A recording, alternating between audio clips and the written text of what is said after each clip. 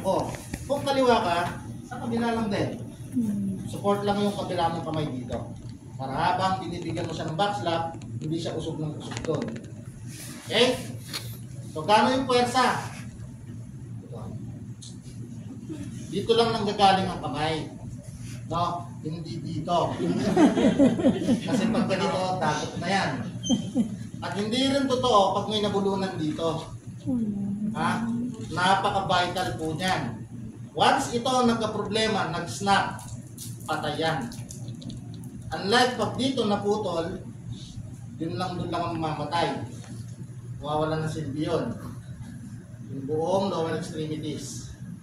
Ha? Pero pag ito, wala na lahat. Okay? Sunod. Yun yung sa mild airway obstruction. Sunod natin yung severe, yung bara. Hindi naman ako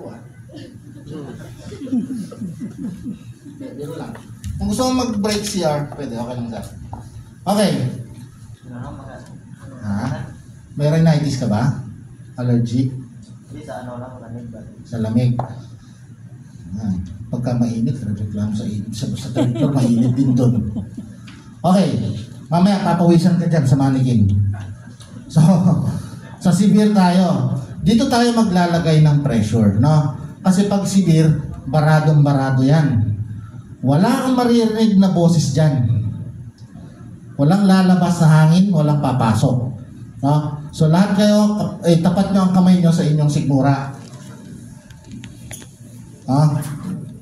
Ganito ha. Then push nyo pataas, isang mabilis. Lagyan nyo konti pwersa. Parang sinuntok ng konti yung sikmura mo. Ano pakaramdam? Wala kang naramdaman? Ako. Okay. Masakit. Parang kang susuka. Okay. Diyan tayo maglalagay ng pressure. Yan yung sinasabing Heimlich maneuver. Yung kamao, itatago mo yung hinlalaki mo. Etong part na to ang ididikit dyan sa sikmura ng pasyente. So ganito bali ang tsura niyan. Yung kabilang kamay mo, support lang. No? Pag kaliwa ka, kaliwa rin yan. So kanan ako, ito ang gagamitin ko. Paano yan? Para ka nagsusulat ng letter J. In, then up, pasalok. 5 sunod-sunod. No? 5 yan. Then dapat ikaw nakadikit ka sa pasyente mo. Kasi pag yan may distansya, walang pwersa yan.